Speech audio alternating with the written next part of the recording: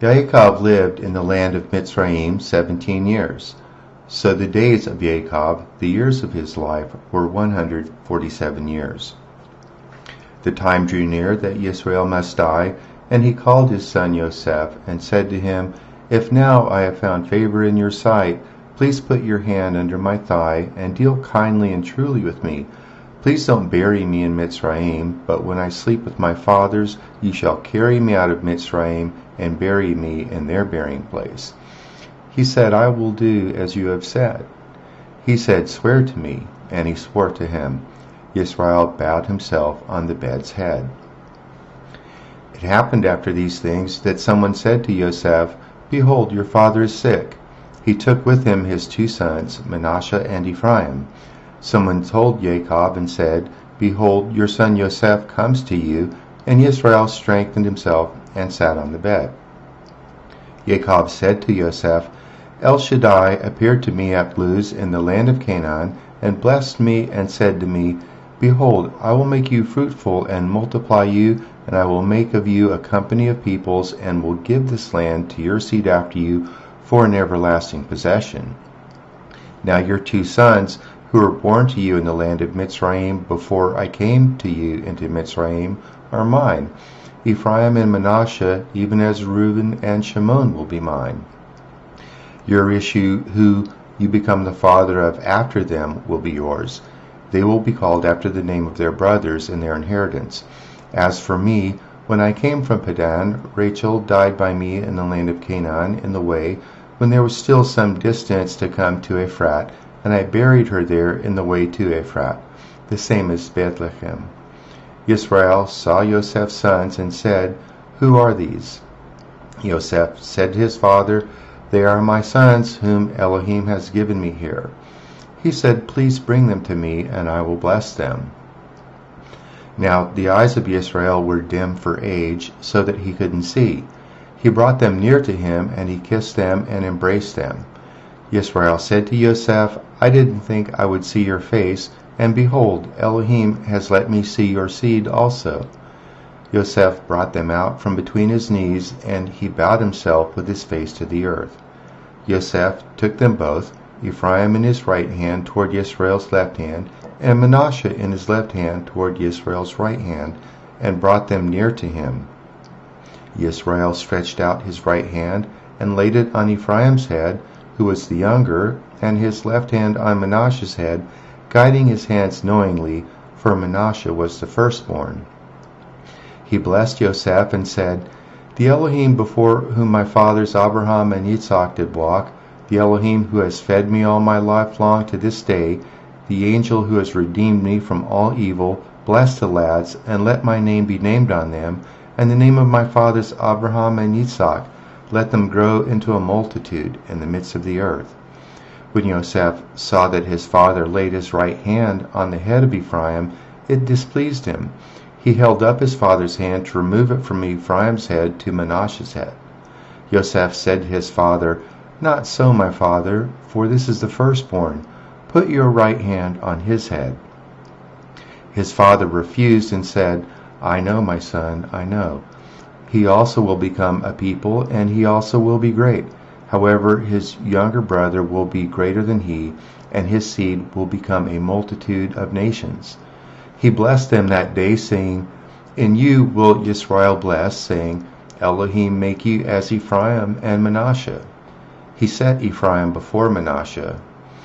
Yisrael said to Yosef, Behold, I am dying, but Elohim will be with you and bring you again to the land of your fathers. Moreover, I have given to you one portion above your brothers, which I took out of the hand of the Amorite with my sword and with my bow. Yaakov called to his sons and said, Gather yourselves together, that I may tell you that which will happen to you in the days to come. Assemble yourselves and hear, you sons of Yaakov. Listen to Yisrael, your father. Reuben, you are my firstborn, my might, and the beginning of my strength, the preeminence of dignity and the preeminence of power. Boiling over as water, you shall not have the preeminence, because you went up to your father's bed, then defiled it. He went up to my couch. Shimon and Levi are brothers. Weapons of violence are their swords. My soul, don't come into their council. My glory, don't be united to their assembly. For in their anger they killed a man, in their self-will they hamstrung an ox. Cursed be their anger, for it was fierce, and their wrath, for it was cruel. I will divide them in Yaakov, scatter them in Israel. Yehudah, your brothers will praise you. Your hand will be on the neck of your enemies. Your father's sons will bow down before you. Yehudah is a lion's cub. From the prey, my son, you have gone up. He stooped down. He crouched as a lion, as a lioness. Who will rouse him up? The scepter will not depart from Yehudah, nor the ruler's staff from between his feet, until he comes to whom it belongs. To him will the obedience of the peoples be. Binding his foal to the vine, his donkey's colt to the choice vine. He has washed his garments in wine, his robes in the blood of grapes. His eyes will be red with wine, his teeth white with milk. Zebulun will dwell at the haven of the sea. He will be for a haven of ships. His border will be on Sidon.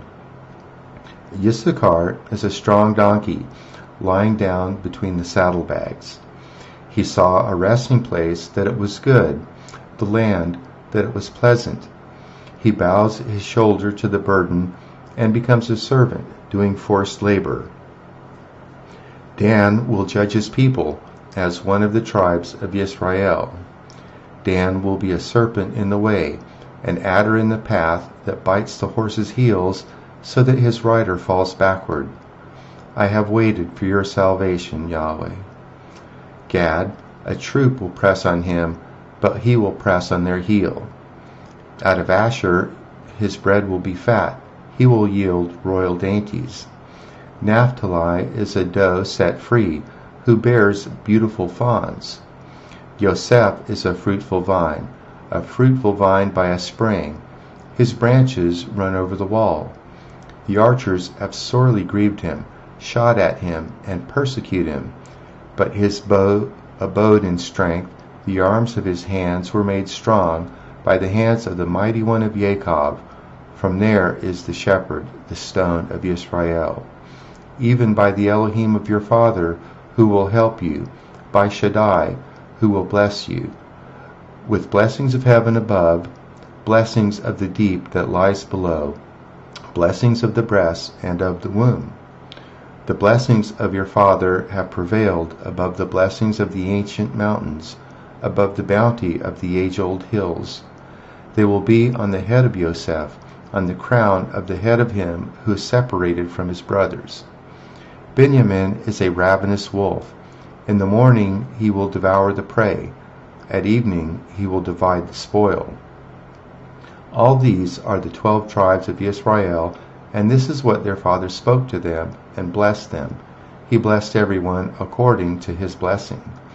He charged them and said to them, I am to be gathered to my people. Bury me with my fathers in the cave that is in the field of Ephron the Hittite, and the cave that is in the field of Machpelah, which is before Mamre, in the land of Canaan, which Abraham bought with the field from Ephron the Hittite as a burial place. There they buried Abraham and Sarah his wife. There they buried Yitzhak and Rivkah his wife. And there I buried Leah. The field and the cave that is therein, which was purchased from the children of Het. When Yaakov made an end of charging his sons, he gathered up his feet into the bed, and yielded up the spirit, and was gathered to his people. Yosef fell on his father's face, wept on him, and kissed him. Yosef commanded his servants, the physicians, to embalm his father, and the physicians embalmed Yisrael. 40 days were fulfilled for him, for that is how many the days it takes to embalm. The Mitzrayim wept for him for 70 days. When the days of weeping for him were past, Yosef spoke to the house of Pharaoh, saying, If now I have found favor in your eyes, please speak in the ears of Pharaoh, saying, My father made me swear, saying, Behold, I am dying. Bury me in my grave which I have dug for myself in the land of Canaan.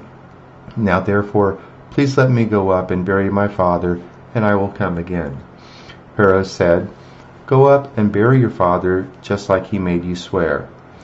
Yosef went up to bury his father, and with him went up all the servants of Pharaoh, the Zachanim of his house, all the Zachanim of the land of Mitzrayim, all the house of Yosef, his brothers, and his father's house.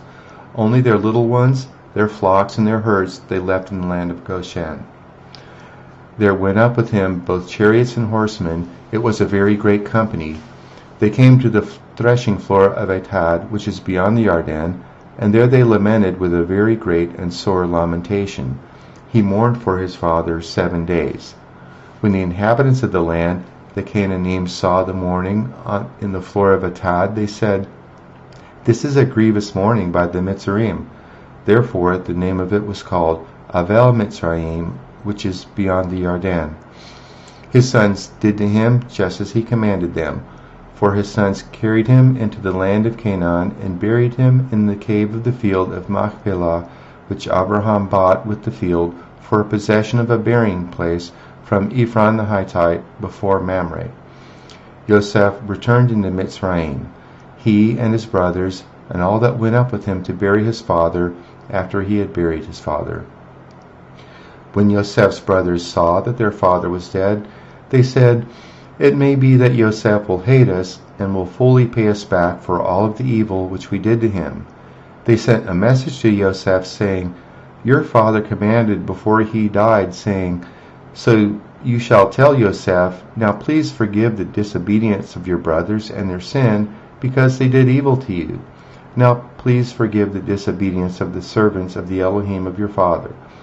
Yosef wept when they spoke to him. His brothers also went and fell down before his face, and they said, "Behold, we are your servants." Yosef said to them, "Don't be afraid, for am I in the place of Elohim? As for you, you meant evil against me, but Elohim meant it for good, to bring to pass as it is this day, to save many people alive. Now therefore, don't be afraid. I will nourish you and your little ones." He comforted them and spoke kindly to them. Yosef lived in Mitzrayim, he and his father's house. Yosef lived 110 years. Yosef saw Ephraim's children to the 3rd generation. The children also of Machir, the son of Manasseh, were born on Yosef's knees. Yosef said to his brothers, "I am dying, but Elohim will surely visit you and bring you up out of this land to the land which he swore to Abraham, to Yitzhak, and to Jacob." Yosef took an oath of the children of Israel, saying, "Elohim will surely visit you, and ye shall carry up my bones from here." So Yosef died, being 110 years old, and they embalmed him, and he was put in a coffin in Mitzrayim.